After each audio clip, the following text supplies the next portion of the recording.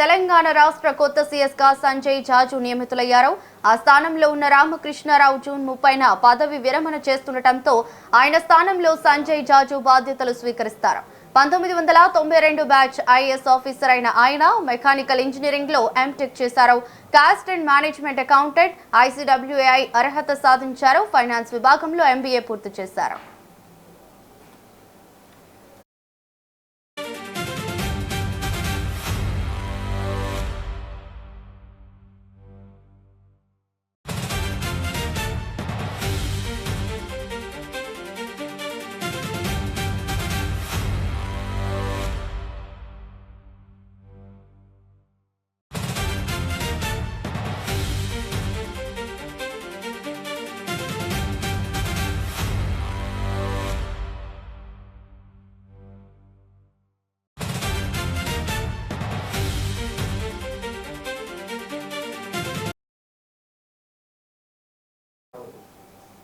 IAS అధికారిగా తన career ప్రారంభంలో ఉమ్మడి ఆంధ్రప్రదేశ్లో పలు కీలక బాధ్యతలను నిర్వర్తించారు. అత్యంత సమర్థుడైన అధికారిగా సంజయ్ జాజు గుర్తింపు తెచ్చుకున్నారు. ఇక విజయవాడ సబ్ కలెక్టర్గా, పశ్చిమ గోదావరి జిల్లా కలెక్టర్గా చేశారు. హైదరాబాద్ నగరపాలక సంస్థ, అప్పటి MCH, Visakhapatnam municipal corporation commissioner గాను సేవలందించారు. పౌర సరఫరాల సంస్థ కమిషనర్గా ఇరిగేషన్ శాఖలో తనదైన ముద్ర వేశారు. ఇక సంజయ్ జాజు పేరు చెప్పగానే గుర్తుకు వచ్చే అత్యంత ప్రతిష్టాత్మక ప్రాజెక్ట్ మీ సేవ. 2011లో ఉమ్మడి ఏపీలో IT, కమ్యూనికేషన్ల శాఖ కార్యదర్శిగా ఉన్న సమయంలో ఆయన డిజిటల్ గవర్నెన్స్ ప్లాట్ఫామ్ ను రూపొందించారు, అమలు చేశారు. ప్రభుత్వ సేవలను పారదర్శకంగా నేరుగా పౌరులకు అందించడంలో మీ సేవ దేశవ్యాప్తంగా విప్లవాత్మక మార్పులు తెచ్చింది. జాతీయ గవర్నెన్స్ గోల్డ్ అవార్డు కూడా గెలుచుకుంది.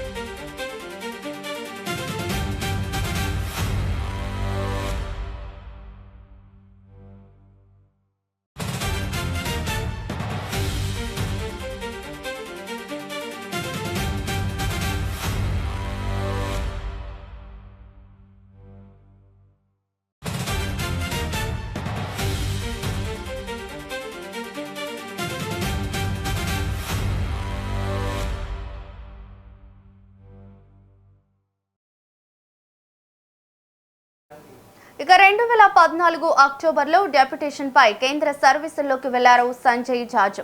దాదాపు 12 ఏళ్లు ఢిల్లీలో వ్యూహాత్మకమైన మంత్రిత్వ శాఖల్లో పనిచేశారు. రక్షణ రంగంలో ఆత్మ నిర్భర్ భారత్ దిశగా అడుగులు వేయించారు. 2018 నుంచి 2022 వరకు డిఫెన్స్ ప్రొడక్షన్ అడిషనల్ సెక్రటరీగా వ్యవహరించారు. స్వదేశీ పరిజ్ఞానాన్ని పెంపొందించే ప్రధాని మోదీ ఆత్మ నిర్భర్ భారత్ వ్యూహాన్ని అమలు చేయడంలో కీలక పాత్ర పోషించారు. ఆర్డినెన్స్ ఫ్యాక్టరీ బోర్డు కార్పొరేటీకరణ సంస్కరణలో ఈయన పాత్ర ఉంది. ఇక నేషనల్ హైవేస్ మరియు infra development corporation limited NHIDCL వ్యవస్థాపక డైరెక్టర్గా సరిహద్దు ప్రాంతాల్లో, హిమాలయ సరిహద్దుల్లో వ్యూహాత్మక జాతీయ రహదారులు, కఠినమైన టనెల్స్ నిర్మాణానికి నిధుల సమీకరణ చేపట్టారు సంజయ్ జాజు. దేశ రక్షణకు అవి కీలకంగా వ్యవహరిస్తున్నాయి. కేంద్ర సమాచార ప్రసార మంత్రిత్వ శాఖ సెక్రటరీగా పనిచేస్తూ భారతీయ సినిమా, మీడియా రంగాన్ని అంతర్జాతీయ స్థాయికి తీసుకెళ్లడంలో సహకరించారు.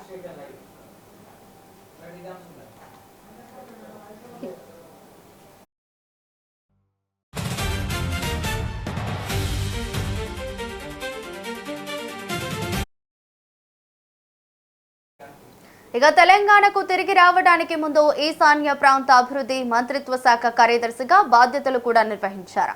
ఇక కొత్త సీఎస్గా సంజయ్ జాజు వైపు ముఖ్యమంత్రి రేవంత్ రెడ్డి మొగ్గు చూపడానికి బలమైన కారణాలే ఉన్నాయి.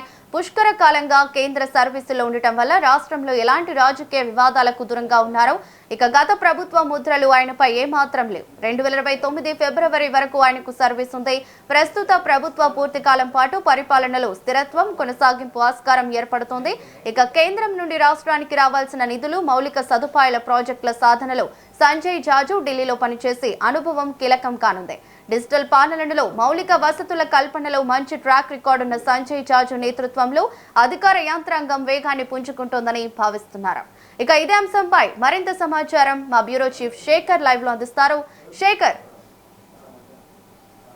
తెలంగాణ ప్రస్తుతం తెలంగాణ సీఎస్గా ఉన్న రామకృష్ణారావు పదవి రేపటితో ముగియనుండడంతో ఈ నెల 30 రేపటితో పదవి విరమణ పొందనున్న నేపథ్యంలో కేంద్ర సర్వీసుల్లో ఉన్న సంజయ్ జాజు 1992 బ్యాచ్కి చెందిన ఐఏఎస్ సంజయ్ జాజుని కేంద్ర సర్వీసుల నుంచి తెలంగాణ రాష్ట్రానికి రేపు రానున్నారు. దీనికి సంబంధించి సిఎస్ రామకృష్ణారావు నుండి పదవి బాధ్యతలు సంజయ్ జాజు చేపట్టనున్నారు.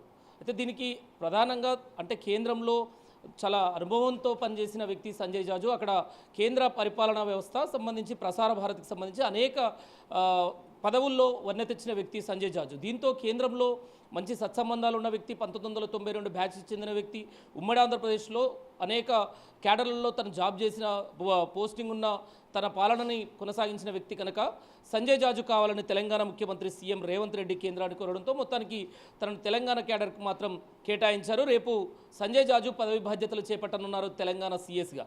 కానీ తెలంగాణ సీఎస్గా పదవి బాధ్యతలు చేపట్టున్న సంజయ్ జాజు తన అనుభవం కలిసి వస్తుంది.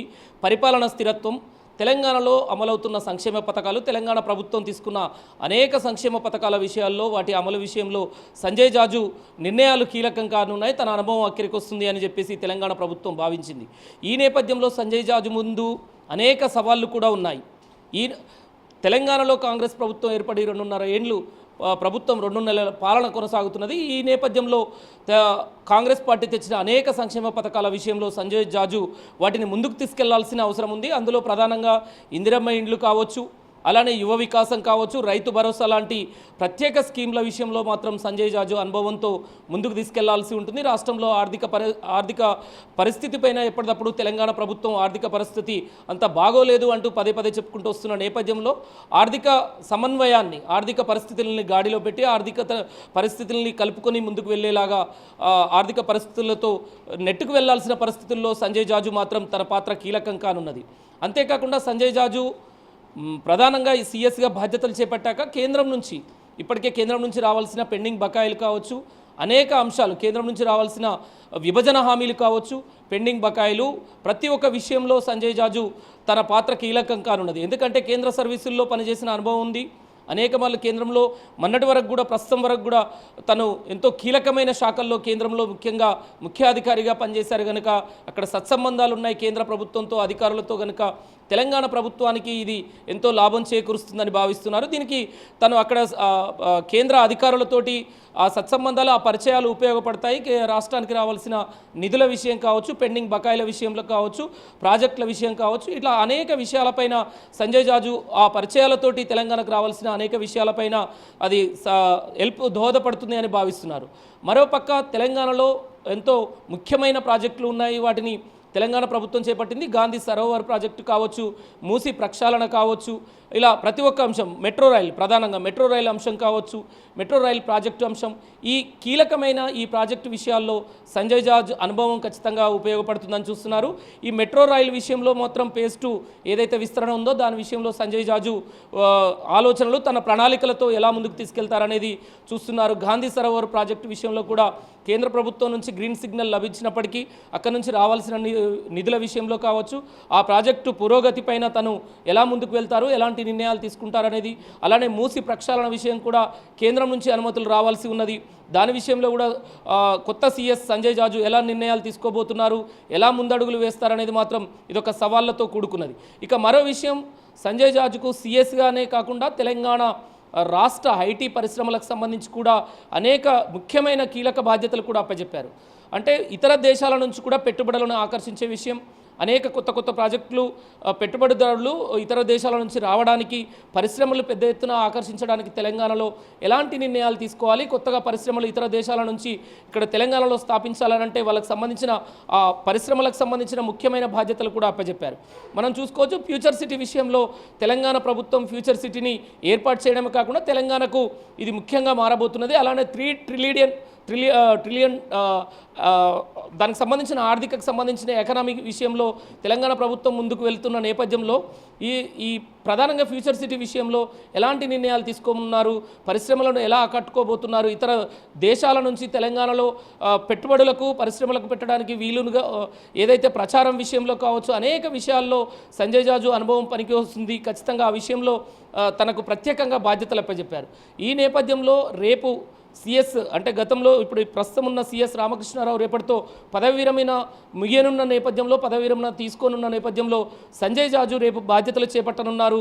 తెలంగాణలో ఈ అనేక సంక్షేమ పథకాలు మరో 2.5 ఏళ్లలో తెలంగాణలో ఈ కాంగ్రెస్ ప్రభుత్వం పదవీకాలం కూడా పోనున్న నేపథ్యంలో మరి అన్ని ఎన్నికలకు సంబంధించి పరిపాలన విభాగానికి సంబంధించి అన్ని విషయాలుగా తెలంగాణ ప్రభుత్వం ముందడుగు వేయాలి కనుక ప్రజలకు సంబంధించిన మౌలిక సదుపాయాల విషయాల్లో కూడా అన్ని విషయాల్లో ముందుకు వెళ్ళాలి కనుక ఈ సిఎస్ సంజయ్ జాజు అనుభవం పనికి వస్తుందని తెలంగాణ ప్రభుత్వం మాత్రం భావిస్తున్నది. Ravali. Right, thank you Shekhar.